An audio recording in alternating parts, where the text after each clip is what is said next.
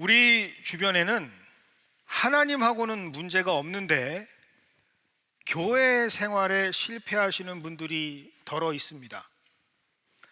신앙함에 있어서는 큰 불편을 느끼지 못하는데 교회 생활, 즉 교회를 통해서 신앙생활을 하는 것에는 많은 어려움을 호소하는 분들이 있습니다. 특별히 몇 년 전부터 성도라고 부르고 그리고 스스로도 성도라고 믿고 있는데 교회에서 도무지 찾아볼 수 없는 성도들이 생겼습니다. 교회에서는 만날래야 만날 수 없는 성도들, 스스로 하나님을 믿는다고 고백을 하고는 있지만 교회에 나타나지 않는 성도들이 있습니다. 교회에 속하지도 않고 교회에 아예 안 나가겠다고 선포하는 사람들이 있습니다. 그래서 스스로를 성도라고 하면서 나 교회 안 나가! 라고 말하는 사람들이 생겼습니다. 그런데 그들을 부를 때 안 나가 성도 하면 조금 마음 상할까봐 거꾸로 안 나가 가나안으로 부르는 성도들이 생겼습니다. 가나안 성도들. 심각한 문제가 되죠. 한국교회 통계를 보면 한국교회 약 23%, 팬데믹 이후로는 약 27%까지 육박하는 성도들이 가나안 성도들이라고 합니다. 만약 대한민국에 1,000만 명의 성도들이 있다면 250만은 하나님을 믿는데 교회를 안 나가는 사람들입니다. 심각한 문제죠. 교회의 부정적인 영향을 받아서 상처를 입어서 어려움이 있어서 나 교회 때문에 하나님까지 저버릴 수는 없어요.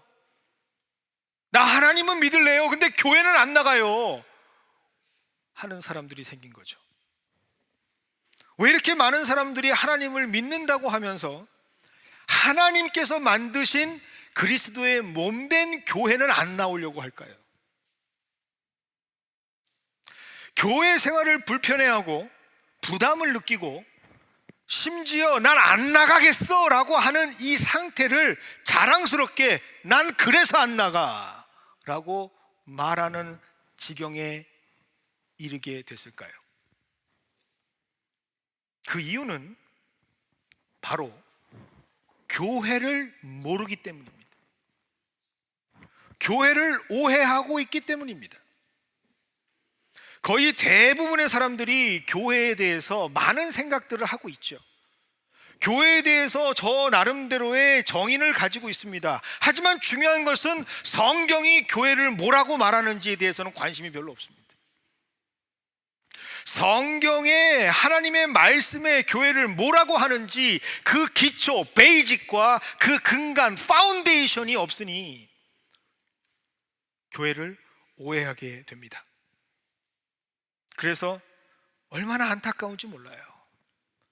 교회를 사랑으로 시작했다가 미움으로 가득한 채 교회를 떠나고 소망으로 시작했다가 절망으로 교회를 떠납니다. 기쁨으로 시작했다가 슬픔에 잠기기도 하고 감사로 시작했다가 불평, 불만, 심지어 받았던 은혜와 믿음까지도 싹 다 쏟아버리는 아픔에 거하고 있는 성도들이 참 많습니다. 이것을 위해서, 바로잡기 위해서 우리는 교회에 관한 건강하고 올바른 교회관이 필요합니다. 이것이 바로 오늘 우리에게 하나님께서 주신 말씀을 주신 이유죠. 오늘 말씀은 분명한 교회관을 세우라라는 말씀으로 우리에게 주시는 은혜의 말씀입니다. 그러면 성경에서 말하는, 하나님께서 성경을 통해서 말씀하시는 교회는 무엇일까요? 교회는 방주입니다. 전통적으로 많은 교회가 그 교회를 건축할 때 이 믿음으로 고백합니다. 여러분들 우리 교회 건축을 보실 수 있으면 잠깐 보셔도 좋습니다. 천장을 이렇게 보실까요? 우리 교회 천장이 이렇게 빔으로 돼 있지 않습니까? 이렇게 빔으로 돼 있죠? 직접 보시면 그렇게 돼 있습니다. 왜 빔으로 돼 있을까요? 왜 저렇게 커빙, 나름대로 저 비싼 돈으로 깎아가면서까지 이렇게 만들었을까요? 이게 방주의 밑바닥을 얘기하는 겁니다. 방주를 하늘로 향한. 아직도 못 믿으시는 분들이 있습니다. 그게 고백입니다. 교회는요, 그냥 짓는 게 아닙니다. 다 성경의 의미가 있고 하나님의 신학적인 의미가 있습니다. 나중에 기회가 되면 제가 하나하나 말씀드리겠습니다. 우리 교회 너무 좋은 교회예요. 제가 보면서 깜짝깜짝 놀랍니다. 아, 이렇게 지었구나. 이런 의미가 있구나. 궁금하시면 매주 오시기 바랍니다. 그런데 우리가 집중해야 될 것이 있습니다. 우리가 집중해야 될 단어가 있죠. 교회는 방주다. 그러니 우리는 교회를 알고 있으니 방주라는 것에 더 집중해야 되겠죠. 근데 많은 경우 우리가 교회는 방주다라고 얘기하면 교회를 방주라고 하니까 자동적으로 이미지를 갖고 있는 게 배 이미지를 가지고 있습니다. 여러분들이 구글링을 하셔도, 아니면 여러분들이 자녀들에게 사준 그림책을 봐도 노아의 방주하면 배 모양으로 그려진 게 참 많이 있지 않습니까? 그런데 성경에는 분명히 이렇게 기록하고 있습니다. 창세기 6장 14절입니다. 너는 잣나무로 방주 한 척을 만들어라. 방주 안에 방을 여러 칸 만들고 역청을 안팎에 칠하여라. 근데 오늘 말씀이 방주를 볼 때 우리는 영어 버전 더 집중해야 되겠죠.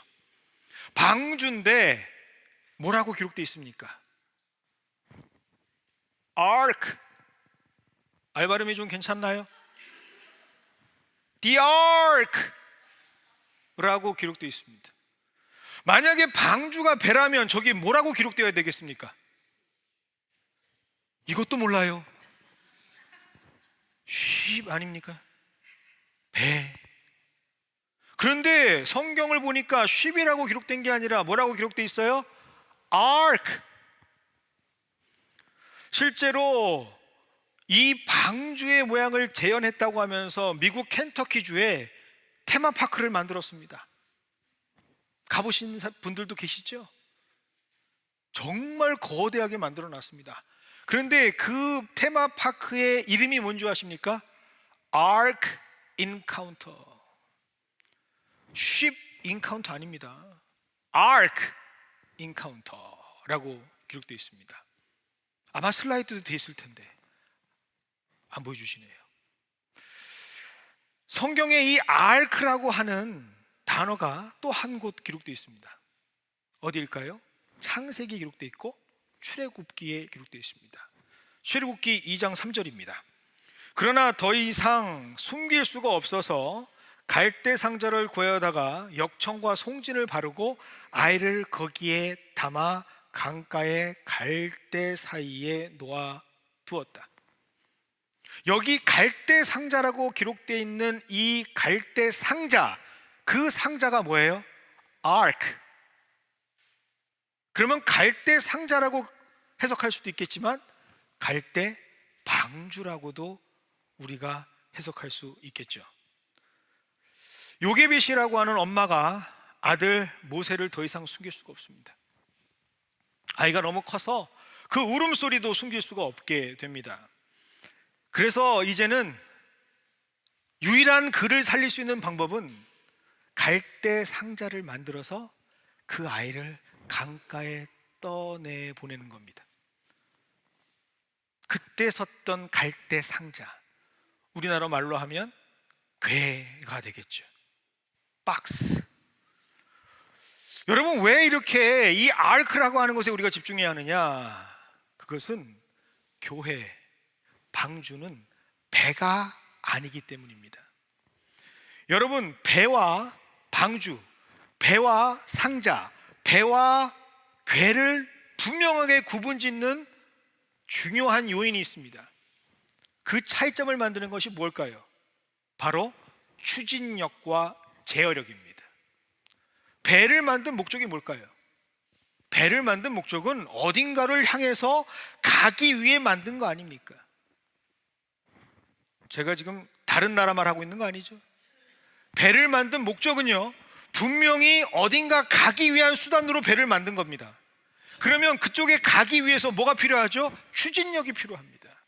노를 젓던, 돛을 달아서 바람의 힘을 이용하던, 터빈을 이용하던 배는요, 어딘가를 가는 거예요. 그리고 그 가는 속도를 제어할 수 있도록 제어력이 필요합니다. 쉽게 얘기하면 운전이 되는 거죠. 항해를 할 수 있어야 됩니다. 가는 목적점을 위해서 추진력도 있어야 되고, 그 추진력을 조절할 수 있는 제어력이 있는 게 배입니다. 근데 오늘 성경에 방주는 뭐라고 기록하고 있나요? Ark, 박스, 상자입니다. 추진력이 없어요. 어디로 갈 수 있는 힘이 하나도 없습니다. 제어할 수 있는 힘도 없습니다. 굉장히 중요한 말씀입니다. 그냥 물에 둥둥 떠 있는 거예요. 물에 상자 하나가 둥둥 떠 있는 겁니다. 배가 아닌 방주에는요, 그래서 그 어떤 항해를 위한 장치가 없습니다. 키도 없고 방향타도 없습니다. 그냥 둥둥 떠 있는 겁니다. 교회는 그래서 어떤 사람도 방향성을 설정하거나 항해를 할 수 있는 곳이 아닙니다. 교회는 여기로 가야 해, 저기로 가야 해, 이렇게 가야 해, 저렇게 가야 해, 이 속도로 가야 해, 저 속도로 가야 해 라고 얘기할 수 있는 곳이 아닙니다. 교회는 그냥 둥둥 떠 있는 거예요. 항해를 할 수 있다면 단 한 분, 누가 항해를 허락하실까요? 바로 하나님 한 분입니다. 하나님 한 분만이 항해를 할 수 있는 거예요. 파도가 이리 치면 저리 가고 저리 치면 저리 갈 수 있도록 하나님께서 그 방주를 움직이시는 것이지 사람이 움직이는 게 아닙니다. 이것이 바로 교회를 올바르게 이해하는 기초, 베이직, 근간, 파운데이션이 되는 것이죠. 이거를 알아야 교회를 제대로 볼 수 있는 겁니다. 골로새서 1장 18절에는 이렇게 기록하고 있습니다. 교회의 머리 되시는 분은, 교회의 몸의 머리 되시는 분은 누구라고요? 예수님입니다. 이제 왜 출애굽기에 모세의 갈대 상자를 방주라고 했는지 느낌이 오시지 않습니까? 더 분명하게 갈대 상자가 어떤 의미인지 우리가 알 수 있지 않습니까? 요게벳은 지금 자기가 할 수 있는 것이 아무것도 없습니다. 그녀에게 가장 중요한 목적 하나는 뭐죠? 내 사랑하는 아들을 살리는 겁니다. 그런데 살릴 수 있는 방법이 전혀 없어요. 이제는 더 이상 노력을 하고 무엇을 해도 그 살릴 수 없는 내 아들, 그래서 할 수 있는 유일한 길이 뭡니까? 아크, 구원을 이루는 방주에 내 아이를 두는 겁니다. 그리고 그 방주를 강가에 떠나 보내는 거죠.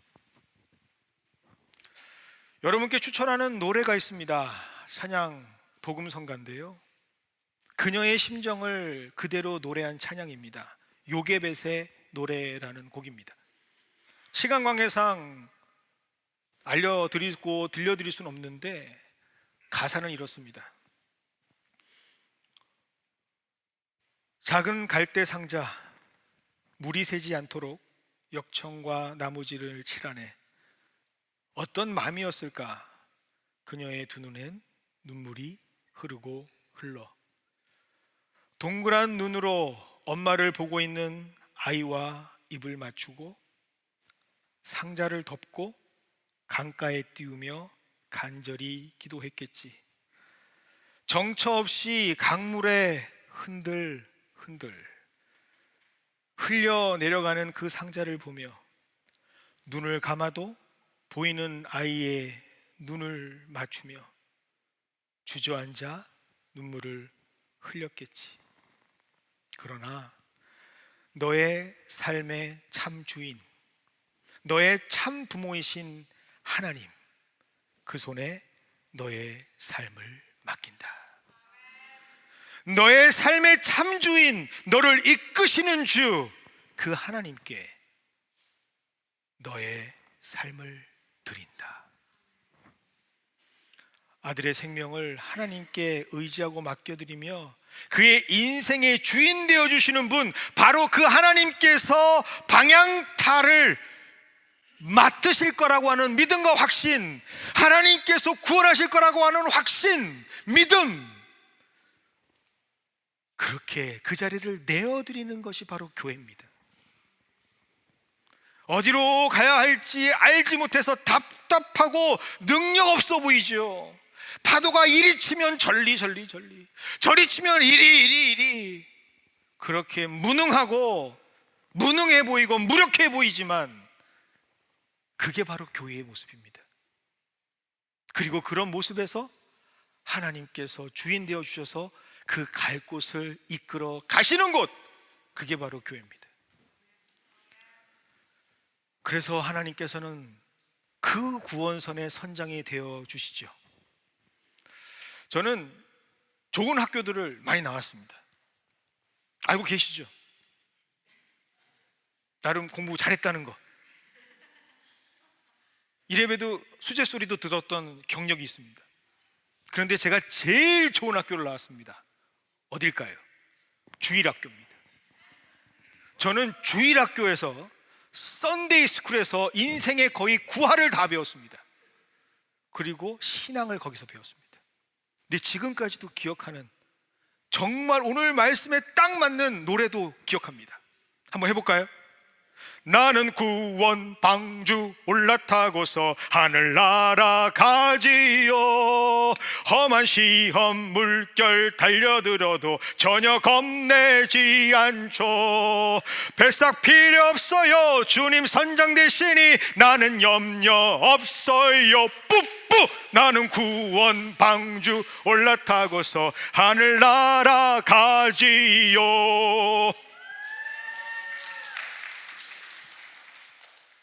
자제하도록 하겠습니다. 여러분, 이게 우리 고백이 돼야 돼요. 내가 어디로 가야 한다, 우리가 절로 가야 한다, 그게 교회가 아니에요. 교회는 뭐라고요? The Ark. 그냥 둥둥 떠 있으면 하나님께서 이끌어 가시는 게 교회예요. 그렇게 하나님께서 선장 되시는 것, 그러한 방주가 될 때 우리는 왜 다시 한번 성경을 보면서 왜 방주여야 되는지를 깨달아야 합니다. 하나님께서 모든 것을 시작하시고 마무리하시는 곳이 바로 방주, 교회이기 때문이죠. 우리가 오늘 봉독하지 않았지만 노아의 방주, 특별히 어떻게 제작해야 하는지, 그 모든 설계와 제작, 심지어 사용 재료까지 다 모든 내용이 창세기 6장 14, 15, 16절에 기록되어 있습니다. 제가 한번 봉독해 올리겠습니다. 너는 잣나무로 방주 한 척을 만들어라. 방주 안에 방을 여러 칸 만들고 역청을 안팎에 칠하여라. 그 방주는 이렇게 만들어라. 길이는 300자, 너비는 50자, 높이는 30자로 하고 그 방주에는 지붕을 만들 때 한 자 치켜 올려서 덮고 방주의 옆쪽에는 출입문을 내고 위층과 가운데층, 아래층으로 나누어서 세 층으로 만들어라. 굉장히 자세하게 기록되어 있지 않습니까? 이게 뭘 뜻하는 줄 아십니까? 하나님이 디자인하신다라는 뜻입니다. 교회는 누가 디자인한다고요?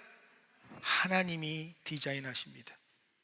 그렇게 하나님의 디자인대로 순종하는 사람들이 모인 곳, 그게 바로 교회입니다. 그 말씀대로 따랐을 때 완벽한 하나님의 계획이 실현될 수 있는 곳, 그곳이 바로 교회입니다. 그런데 이러한 교회의 속성이 요즘 우리가 살아가는 시대하고는 잘 안 맞아요. 여러분, 우리가 살아가는 시대는 어떤 시대입니까? 포스트 모던 시대라고 우리는 말합니다. 여러분, 포스트 모던 시대가 뭡니까?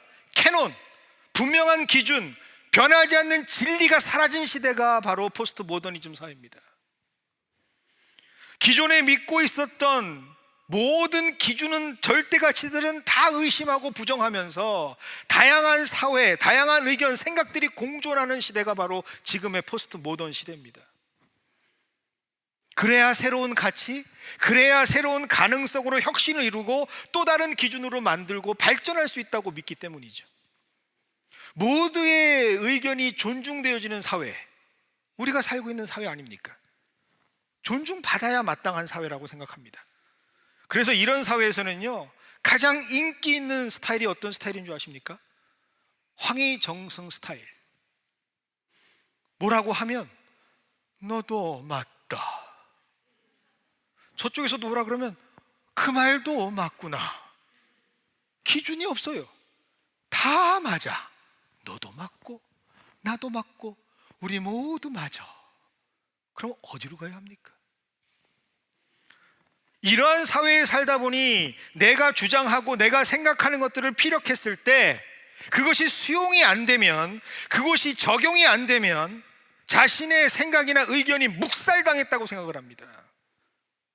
내가 생각하는 것이 왜 적용이 안 되고 왜 받아들여지지 않지? 이건 불공정해라고 말합니다. 심지어 어떤 분들은 억압을 받았다라고 말하고, 심지어 어떤 분들은 내가 폭력을 당하고 피해를 입었다라고 말합니다. 그 모든 것들을 합쳐서 교회에서는 피해, 아니요, 상처를 입었다고 말합니다. 그래서 교회에서 정작 가장 중요하게 강조하지만 아이러니하게도 많은 사람들이 거부하는 단어가 뭔지 아십니까? 순종입니다. 많은 사람들이 그래, 맞아 라고 인정을 하는데 행함으로 드러나지 않는 게 뭐죠? 순종입니다. 왜? 순종을 하면 내가 사라지는 것 같은 느낌이거든요. 하나님의 말씀에 순종을 하면 내가 존중받지 않는 느낌을 내가 받거든요. 그래서 우리는 오늘 교회를 사람의 생각이 아닌 어디? 말씀에서 그 의미를 찾아야 합니다. 성경에서 다시 시작해야 한다라는 말씀입니다. 세상의 구원선, 심판을 준비하는 유일한 피난처가 되는 곳이 어디라고요? 그것이 방주입니다. 그리고 이제 곧 하나님께서 심판하시는 절대절명의 사건에서 구원을 보장받는 곳이 바로 방주입니다. 그리고 그 방주는 그래서 하나님의 말씀으로 지어져야 합니다. 하나님의 뜻 가운데에서만 만들어져야 하죠. 교회는 그래서 많은 사람들이 생각을 나누고 의견을 나누는 그러한 공론장이 아닙니다. 교회는 하나님의 뜻을 나누고 하나님의 뜻이 이루어지는 곳입니다. 이렇게 돼야만 세상에 어떤 풍파가 온다 하더라도, 거친 파도가 온다 하더라도 부서지지 않고 굳건히 설 수 있기 때문이죠. 근데 조선업 역사에서 지금까지 가장 안전하다라고 만들어진 배, 지금까지 절대적인 안전의 기준에 황금 비율을 만들었다, 완성했다라고 여겨지는 배 하나가 있습니다. 그 배 때문에 지금 만들어지는 모든 배는 그 배의 비율대로 만들어집니다. 바로 180년 전에 만들어졌던, 영국에서 만들어졌던 SS Great Britain이라고 하는 배입니다. 180년 전에 만들어졌습니다.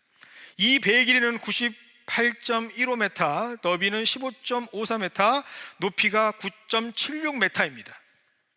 발음이 좀 meter. 예.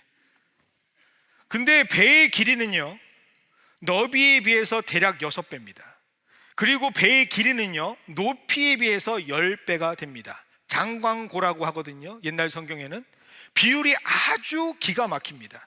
지금도 모든 배들을 만들 때 크기는 달라도 이 비율을 넘어가지 않습니다. 왜요? 이 비율로 만들어야 부서지지 않기 때문에 그렇죠. 파도가 지금까지 가장 세게 올라왔던, 관측되었던 파도가 34m.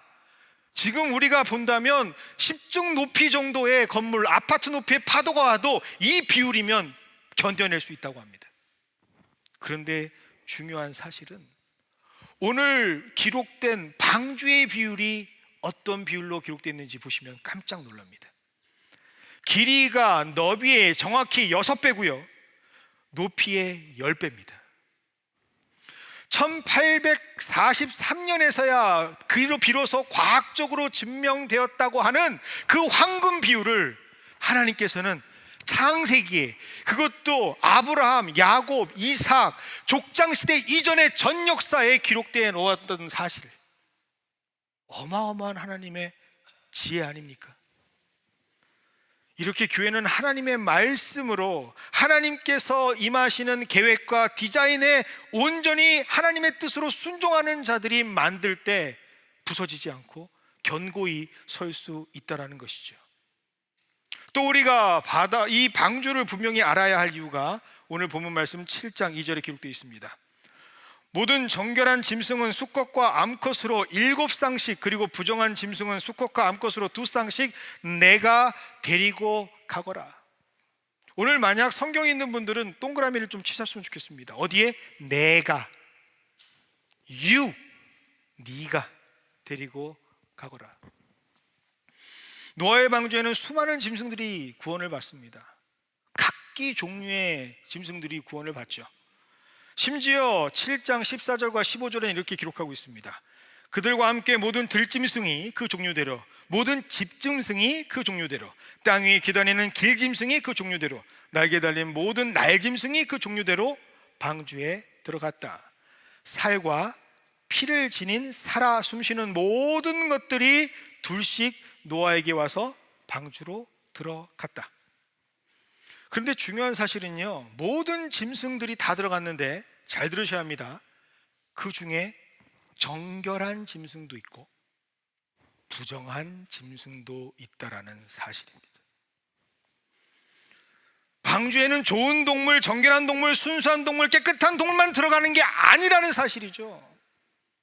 방주에는 그렇지 못한 동물도 들어갑니다. 그래서 교회에 나오는 사람들은 다양한 사람들이 나올 수밖에 없어요. 각양각색의 사람들이 교회를 이룰 수밖에 없습니다. 착한 사람만 교회 오는 게 아닙니다. 좋은 사람만 교회 오는 게 아닙니다. 그렇지 않은 사람도 교회에 올 수 있고 다닐 수 있고 함께 할 수 있습니다. 부족한 죄인도, 모자란 사람도, 아직 신앙이 부족한 사람도, 아직 미성숙한 사람도 교회를 다닐 수가 있는 이유가 여기에 있습니다. 이 사실이 정말 중요하죠. 그런데 언제부턴가 우리는 교회를 다니는 사람들을 보면서 판단하기 시작합니다. 어떻게 저런 사람이 교회를 다닐 수가 있어? 어떻게 이런 사람이 교회를 다닐 수가 있어? 그런 생각이 잘못된 이유를 이제 아시겠습니까? 교회는 좋은 사람도 있고 그렇지 못한 사람도 함께 섞여 있는 곳이라고 오늘 성경에서 말하고 있지 않습니까? 그런데 왜 내가 이 사람도 교회를 다녀, 저 사람도 교회를 다녀라고 평가합니까? 예수님께서 함께 하셨던 제자들은 다 좋은 제자들이었습니까? 예수님 뒤에 칼을 꽂았던 사람도, 가룟 유다도 제자였고요. 예수님께서 부활하셨을 때 나는 못 믿겠어, 나는 절대로 못 믿어, 내 손을 넣지 않고는 난 믿을 수가 없어 의심 많았던 사람도, 도마도 예수님 제자였습니다. 히브리 11장에는 우리가 보고 믿을 수 있는 허다한 증인들이 기록되어 있습니다. 믿음의 증인들이라고 말합니다. 믿음의 모범이 되는 사람들이라고 말하죠. 거기에는요, 순종의 아이콘인 이삭도 기록되어 있습니다. 그런데 동시에 누구도 기록되어 있습니까? 평생 아버지를 속이고 형을 속이고 자신의 목적을 위해서는 교활하기 그지없고 평생을 속이며 그렇게 비겁한 인생을 살았던 야곱도 기록되어 있지 않습니까? 많은 분들은요, 요즘 교회는 문제가 많아, 그러니까 우리는 돌아가야 할 교회의 모델이 필요해, 그러니까 우리는 초대교회로 돌아가야 해 라고 말합니다. 그 초대교회는 사랑이 넘치는 곳이야, 믿음이 넘치는 곳이야, 성경대로 그대로 이루어진 곳이야, 그러니까 우리는 초대교회로 가야 해 라고 말하는 분들이 있습니다. 그런데 말은 하는데 성경은 안 보셨나 봐요. 초대교회에 누가 있었는 줄 아십니까? 하나님을 속이고 사도를 속이고 모든 것을 갈취하며 자기 것으로 만들려 했던 아나니아와 삽비라도 초대교회 교인이었습니다. 교회는 그런 곳입니다. 다 섞여 있는 곳이에요. 어떤 분들은 말합니다. 목사님, 교회가 너무 말이 많아요. 좀 말 없는 교회 좀 소개해 주세요. 말 없는 교회는 이 세상에 없습니다. 포기하십시오. 방주를 생각해 보십시오. 얼마나 많은 동물들이 탔겠습니까? 그 많은 동물 중에 제가 한 동물만 소개하겠습니다.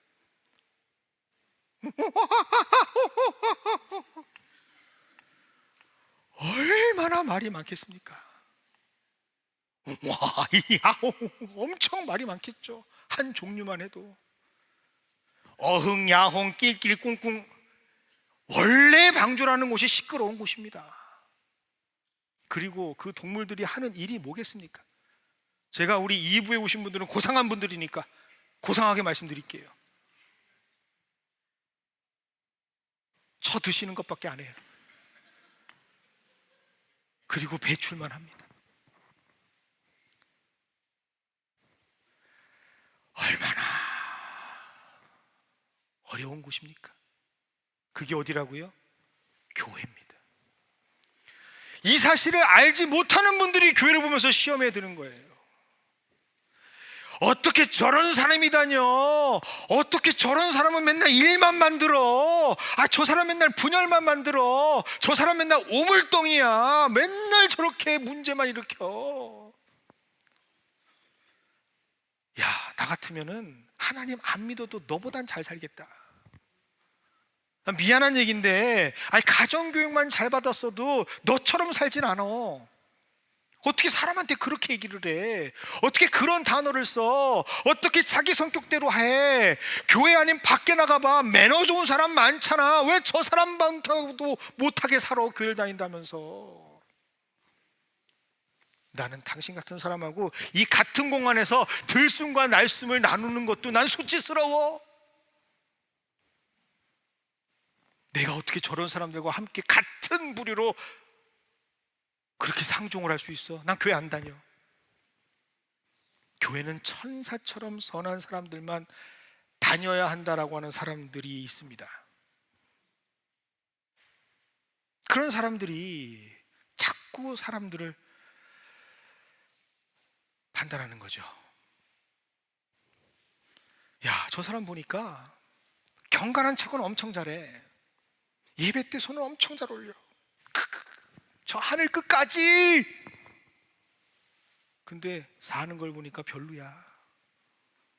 사는 걸 보니까 위선자야.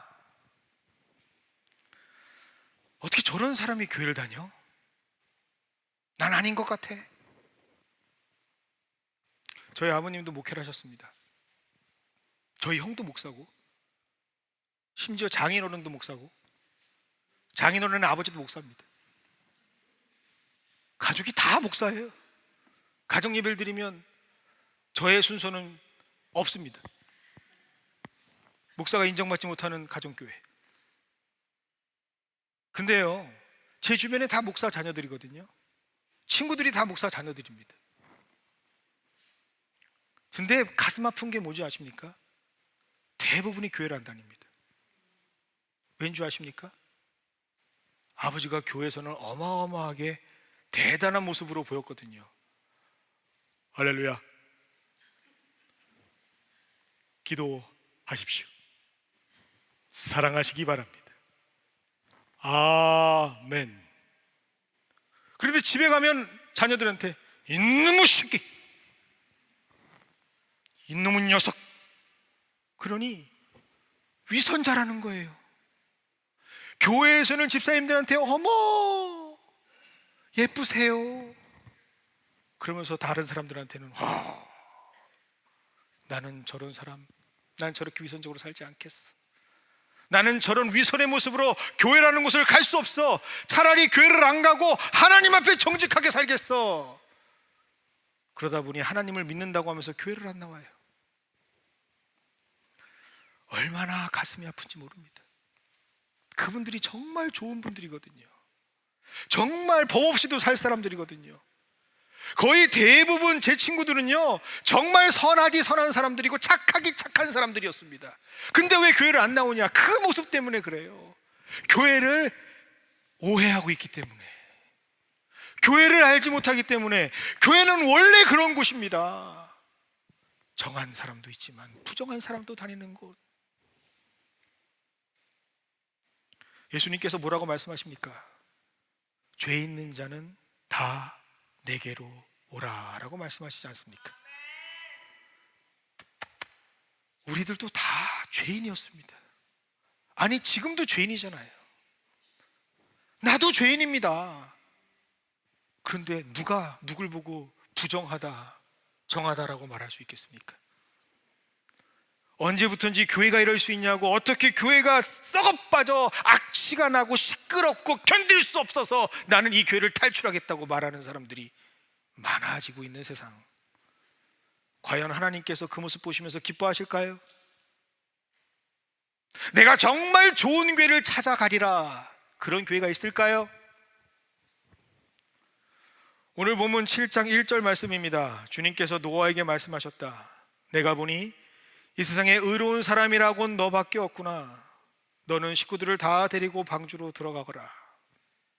만약 하나님께서 이런 교회를 위해서 여러분들을 부르시고 택하신 것이라면, 세상의 수많은 사람들 중에 여러분께 맡긴, 여러분 가정에게 맡긴 그 일이 노아의 역할이라면 여러분들은 어떻게 하시겠습니까? 이 중에는 전혀 예수님을 알지 못한 가정에서 태어나신 분들이 있습니다. 기독교하고는 전혀 상관없는 곳에서 태어나신 분들이 있습니다. 어머니 아버지가 불교일 수도 있고요, 조상을 모시는 아주 뼈대 깊은 유교 집안에서 태어나신 분도 계십니다. 그런데 어느 순간 나도 모르게 교회를 다니고 있는데 어떡합니까? 나도 모르게 하나님께 강권적으로 붙잡혀서 교회라고 하는 곳에서 성도라는 이름을 가지고 하나님을 외치며 다니고 있는 나. 그런데 그분에게 하나님께서 맡기신 사명이 노아의 역할이라면 어떻게 하시겠습니까? 아우 시끄러워, 아우 더러워, 더 이상 못 해먹겠네라고 그 방주를 떠나서 탈출하시겠습니까? 반대의 경우도 있을 수 있겠죠. 아우, 나는 태어나 보니 교회야. 우리 어머니 아버지가 교회를 다니니까 난 내 결정권이 하나도 없었어. 태어날 때부터 기독교인이고 자라면서도 기독교인이고 교회에서 계속해서 살았어. 그래서 나는 교회가 너무 힘들어. 그런데 만약 그러한 분이 하나님께서 택하신 이유가 노아의 아들이면 어떻게 하시겠습니까? 노아의 며느리면 어떻게 하시겠어요? 그들에게 맡긴 사명이 오물덩이 시끄러운 그곳에서 참아가며 그들을 보듬고 안아주는 구원선의 기둥 역할을 하는 거라면 여러분 어떻게 하시겠습니까? 뛰어내립니까? 그러면 그 구원은 어디로 갑니까?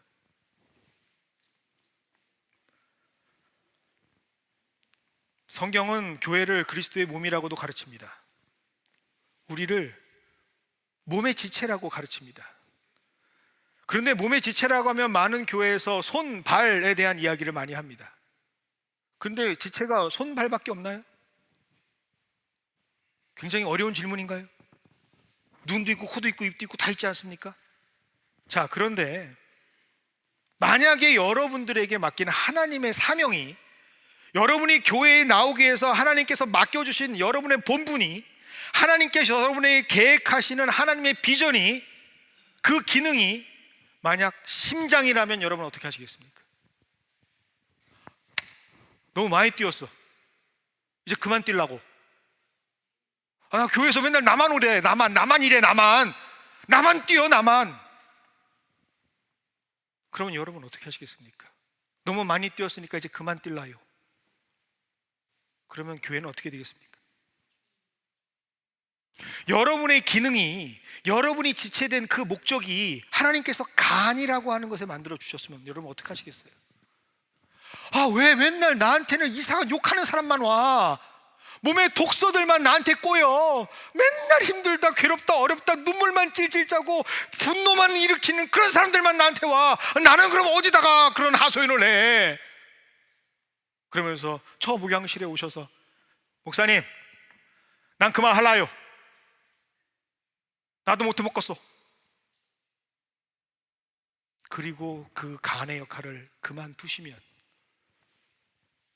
몸이 어떻게 되겠습니까? 독소를 해독하는 기능이 없는 몸은 어떻게 되겠습니까? 모든 지체로 그 독이 다 퍼져나가는 거 아니겠습니까? 나 너무 힘든데 쉬어야겠다, 나 너무 어려우니 지쳤다 말할 수는 있죠. 그러나 사명을 그만두시면 안 됩니다. 하나님께서 부르시고 택하시고 그 자리에 세워주신 자가 하나님의 능력을 알고 하나님의 믿음을 갖고 하나님이 무엇을 원하시는지 아는 자라면 끝까지 견디고 하나님의 비전을 바라봐야 되지 않겠습니까? 하나님께서 그들을 통해서 이제 40일 동안 주야 장창 내릴 비, 300일 이상 휘젓는 그런 절망과 땅의 심판과 물의 심판 속에서 뛰어내린다면 누가 구원을 받을 수 있겠습니까? 오늘 이 하나님의 음성을 들으시는 저와 여러분이 되기를 원합니다. 하나님께서 오늘 이 말씀을 통해서 우리에게 선포하고 계시지 않습니까? 초대하고 있지 않습니까? 나와 함께 방주를 타고 항해해 보지 않을래? 나와 함께 이 모든 생명들 다 살려보지 않겠네? 나와 함께 이 방주를 지어가는 구원의 믿음의 주인공이 되지 않으련? 하나님께서는 우리 연합장로교회의 성도들을 향해서 오늘 이렇게 말씀하고 계십니다. 이 방주에서 새롭게 잃어버렸던 사명을 회복하는 우리 모두가 되기를 원합니다. 이 방주에서 정말 참된 교회를 한번 만들어 가시는 저와 여러분이 되시기를 주님의 이름으로 축원드립니다.